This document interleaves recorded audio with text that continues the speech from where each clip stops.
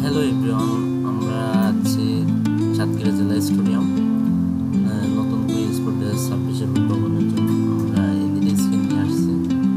আমরা সাতক্ষীরা এসে পৌঁছার রাত 10টার দিকে, যেহেতু 11টার লোকদেরকে কিছু বলা হয়েছিল না যে এলইডি স্ক্রিনের জন্য বেঞ্চ দরকার, তাদেরকে ডেকে এনে এলইডি স্ক্রিনের বেঞ্চ তৈরি করা হবে। আপনারা দেখতেই পাচ্ছেন এলইডি স্ক্রিনের বেঞ্চ তৈরি করছে। তো ওদের বেঞ্চ কমপ্লিট হইলে আমরা এলইডি সেটআপ দেওয়ার জন্য কাজ শুরু করে দিই। অলরেডি আমাদেরকে 2 লাইন মাল লাগানো হয়ে যায়। এটা যেহেতু 10-20-এর একটা স্ক্রিন ছিল, সেটা লাগাতে আমাদের প্রায় 1 ঘন্টা টাইম লেগে যায় এলইডি স্ক্রিন। তো আমরা আস্তে আস্তে কাজ শুরু করতে থাকি। দেখতে দেখতে আমাদের মাল লাগানো কমপ্লিট হয়ে যায়, রাতটাও গভীর হয়ে যায়। আমরা স্টেডিয়াম ঘুরে দেখি, তারপর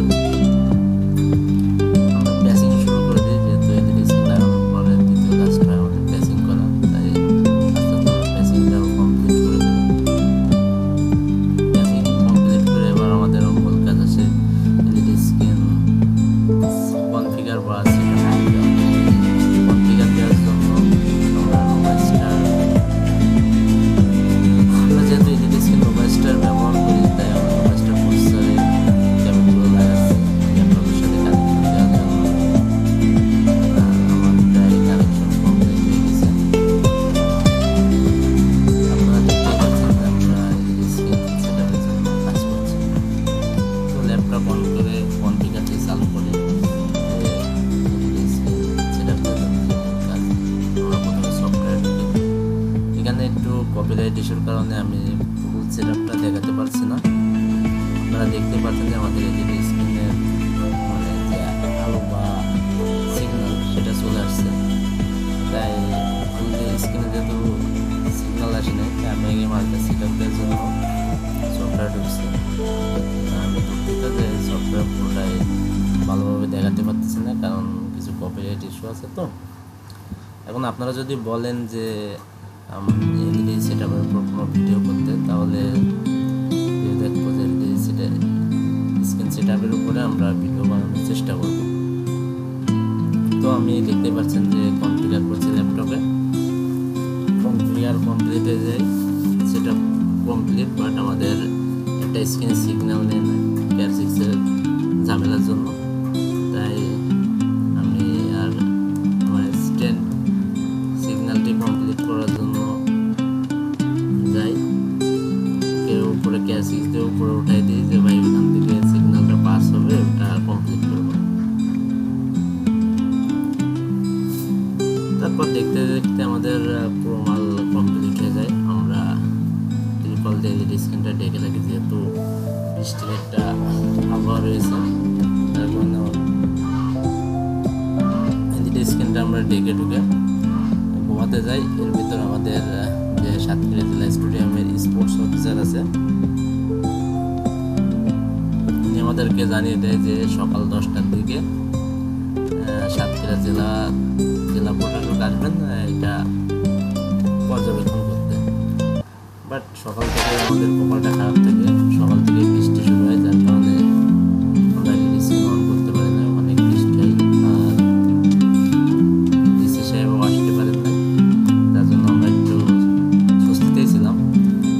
সকাল 12:30 দিকে আমাদেরকে লিঙ্ক দেওয়া হয় যে আমরা যে কনফারেন্সে ঢুকবো সেটাই লিঙ্ক দেওয়া হয়। আসলে এই লাইভটা যেহেতু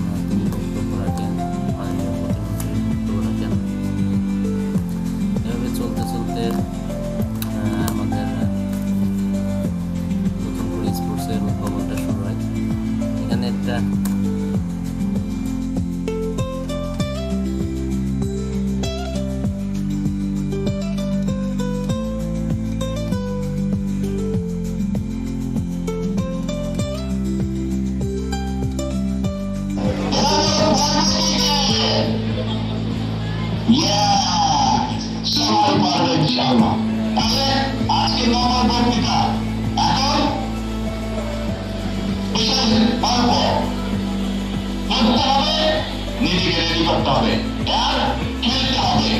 একই সাথে যে গান শিখতে চায় সে গান শিখবে, সেই ব্যবস্থা আমরা করবো।